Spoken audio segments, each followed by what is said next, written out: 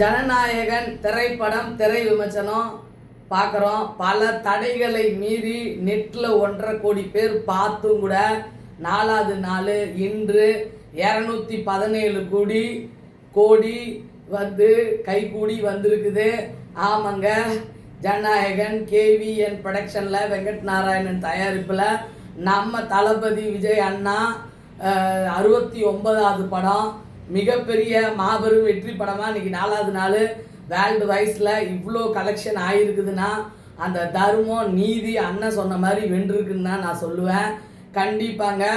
என்ன கதை அப்படின்னா, பாப்பம்பட்டியில் 2013 மக்களை வந்து ஒரு கட்சியினர் வந்து இன்னொரு கட்சிக்கு போடக்கூடாதுன்னு பயமுறுத்தி பெண்களையும் ஆண்களோட கைகளையும் வெட்டி குழந்தைங்க போகிறவங்களை அடித்து துன்புறுத்தியிருக்காங்க. ஓட்டு போட விடாமல் தடுத்துருக்காங்க. அங்கே தான் நிலவில் ரவி சார் வந்து 26 எலெக்ஷனுக்கு எல்லாரும் வாங்க, இந்திய ஜனநாயகத்தை காப்பாற்றுறதுக்கு தேர்தலுக்கு ஓட்டு போட வாங்கன்னு கூப்பிட்றாங்க. அப்படி சொல்கிறப்ப தான் இவங்க தன்னோட குறைய சொல்கிறாங்க. அப்போ தான் அந்த குழந்தை ஓடி வந்து ஸ்கூலுக்கு போனால் கூட அடிப்பாங்கன்னு சொல்கிறப்ப தான் எனக்கு வந்து எப்பெல்லாம் வந்து பயம் வருதோ அப்போல்லாம் ஒருத்தரோட கதையை வந்து நான் நினச்சிக்குவேன்னு சொல்லி தளபதி வெற்றி கொண்டான் கதையை எடுத்து சொல்கிறாருங்க. கதை வந்து நம்ம மக்களை பயமுறுத்துகிற அந்த குற்றவாளிகளும் இந்தியாவையே நடுநடுங்க வைக்கிற ஜான் ஹில்டர் அந்த அவரை பற்றியும் 2 பயம் காட்டுறவங்கள பயத்தை ஒழிக்கிற ஜனநாயகனாக வந்திருக்காரு. ஜெயிலிருந்து அவரோட வாழ்க்கையை வந்து ஜேர்னி பண்ணி காட்டுறப்ப அப்படி தான் கதை தொடங்குது. அதாவது மக்களை பயன்புறுத்துகிற யாராக இருந்தாலும் அங்கே தளபதி வெற்றி கொண்டான் பெயரை சொல்லிட்டா அந்த பயம் போயிடுன்றதாவது எடுத்து சொல்லியிருக்காங்க. இது இந்த படத்தில் மெயின் காரணமே இந்திய ஜனநாயகத்தை தூக்கிட்டு அண்ணன் வெற்றி கொண்டான்னு சொல்லிட்டு கையில் அந்த இன்ட்ரடக்ஷன் சீனு அப்ளாஸுங்க. ஆமாங்க, என்னை சுற்றி எங்கே தப்பு நடந்தாலும் அதை தட்டி கேட்க நான் வருவேன் அப்படின்னு சொல்கிறப்ப தான் வெற்றி கொண்டான் டைட்டில் போட்டு ஓப்பன் ஆகுது. இவர் ஜெயிலில் இருக்கிறதுக்கு அவங்க அம்மா சொன்ன ஆமான்ற ஒரே ஒரு காரணம்தான். அந்த ஆமா எதுக்குன்னா மக்களை காப்பாற்றுறதுக்கு அந்த அம்மா வழி தெரியாமல் தப்பிலேயே சொல்லிடுறாங்க. இவர் போய் அம்மாவை பார்க்குறப்ப அம்மா இறந்துடுறாங்க. அந்த பக்கம் ஜான் ஹில்டர் பாபி தியோல் இன்ட்ரடக்ஷன் ஆகுறாரு. வெனிசுலாவில் அந்த கவர்னரையே வந்து தூக்கு தண்டனை போட்டு மாபெரும் ஒரு வில்லனா டைட்டில் கார்டில் காட்டுறாங்க. அந்த பக்கம் அவர் நாட்டையே, நம்ம இந்திய நாட்டையே பாகிஸ்தானுக்கு அடிமையாக்குற மாதிரி அவர் ஒரு கண்டென்ட்டை எடுத்துட்டு நம்ம மக்களை வந்து பயமுறுத்துறாரு. ஏன்னா அவர் அசிங்கப்படுத்தின ரோஜா ரங்கசாமிக்கு பாடம் புகுத்துறதுக்காக அவர் வந்து ஜெயிலில் இருக்கிறப்ப தான் அவர் ரிலீஸ் ஆகி இனிமே போலீஸ்காரனாக இருந்தால் நமக்கு வேலையாகாது அப்படின்னு சொல்லி அவர் வந்து எடுத்துகிட்டு வந்திருப்பாங்க. மேக்சிமம் நீங்கள் எல்லோரும் படம் பார்த்துருப்பீங்க. அந்த நேரத்தில் தான் நாட்டை அதாவது இந்திய ஜனநாயகத்தையும் தமிழகத்தையும் காப்பாற்றுற தமிழக, அதாவது நம்ம வெற்றி கொண்டான் தளபதி அப்படின்னு சொல்லி நம்ம தளபதி வந்து இன்ட்ரடக்ஷன் ஆகுறாரு. இடைவேளையில் அதே தான் என்னை அழிக்க நினைக்க யாராலையும் என்னை அழிச்சிடுவேன் காலி பண்ணுறேன்னு சொல்கிற யாராக இருந்தாலும் திரும்பி போகிற ஐடியாவே இல்லைன்னு சொல்லி அவர் இடைவேளையை விடுறாரு. இடைவேளைக்கு அப்புறம் தாங்க அப்ளாஸு. ஆமாம், அதாவது பாபி தியோல் வந்து ஜெயிலில் இவர் சுட்டாருன்னு சொல்லி தான் இவரை ஜெயிலில் போட்டிருப்பாங்க. அதுக்கு தான் ஆமான்னு அவங்க அம்மா சொல்லியிருப்பாங்க. ஆனால் அந்த பாபி தியோலே ஃபோனில் வராரு, யாருன்னு சொல்லி வராரு. அது கூடால இந்த பாப்பா வந்து சூப்பர் மேனான்னு கேட்டு இவர் கையில் பாப்பா வந்து கிடைக்கிது. அந்த பாப்பாவை, அதாவது கண்ணே மணியே கண்ணின் மணியே கண்ணுக்குள் உன்னை வைத்து வளர்த்தேனேன்னு சொல்லிட்டு அந்த போலீஸ்காரர் பாப்பாவை வந்து இவர் எடுத்து வளர்க்குறாரு.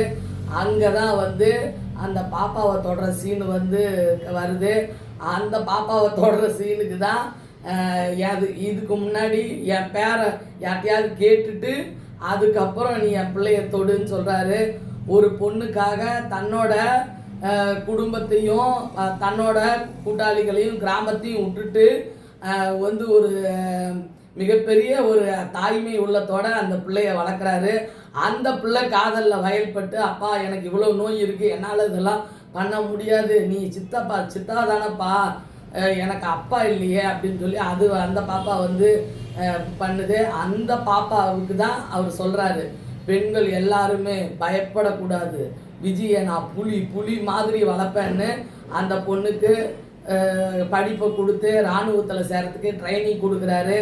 அந்த பொண்ணை வந்து தொடரவனுக்கு தான் அந்த டைலாக் வந்து சொல்கிறாரு.